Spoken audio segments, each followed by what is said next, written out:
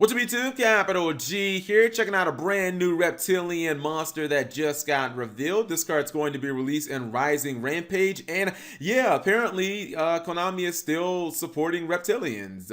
I'm not exactly sure how much support we can hope, but I actually think that this might not be the only card for this archetype in this booster set. So, Reptiliane Hydraling, and I think that this card is like maybe a younger version of the Reptiliane Synchro monster, because the name is basically the same, and then you look at it, it's got the pink dress that the Synchro monster has. So I think it might be like a younger version of Reptiliane Hydra. Anyways, it's a level 2 dark reptile tuner monster. It has 0 attack and 0 defense. The stats of this monster aren't really that important because it's a tuner. You're probably just going to synchro away with it. It says that you can only use the first or the second effect on this card, so you gotta pick and choose, much like the Thunder Dragons, and you can't use both of them in one turn. The first effect says excuse me, if you control only reptile monsters while this card is in your hand, you can target one face-up monster your opponent controls, change that target's attack to 0, and if you do special summon this card, then take damage equal to that monster's original attack.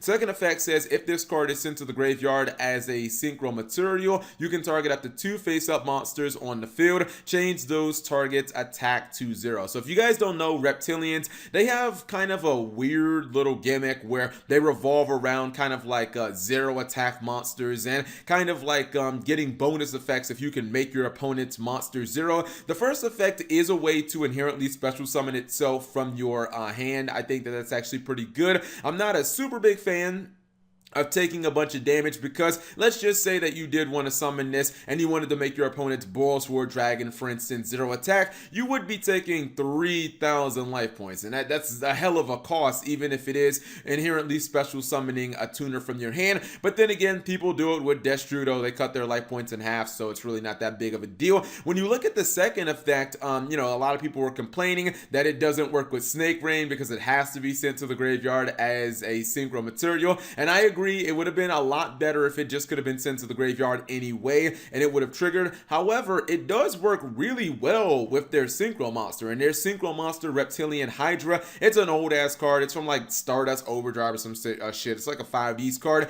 Basically, when it's special summon, you can blow up all monsters your opponent controls that have 0 attack, and then you get to draw a card for each one. It's kind of reminiscent of like Ragnar Zero, the XC monster. So essentially, if you did synchro summon into your Reptiliane Hydra, you could blow up 2 of your opponent's monsters and then draw 2 cards. And that's actually a pretty legitimate play, even by like today's standards. I think my biggest gripe with this card is not that it has to be sent to the graveyard as synchro material to get the second effect. It's that you can't use both effects in one turn. Like, I mean, at the ceiling of this card, it would have only been able to, I guess, make 3 of your opponent's monsters 0 attack, and I don't feel like that would have been OP or anything like that. The problem is really going to be, I think that this card it's a good start, but Reptilians, like, outside of the synchro and this new monster, I mean, basically all the cards are terrible. So if Konami wants to make Reptilians like a viable strategy, they're going to have to give us a lot more support. Mainly, they're going to have to give us like good non-tuner monsters, and then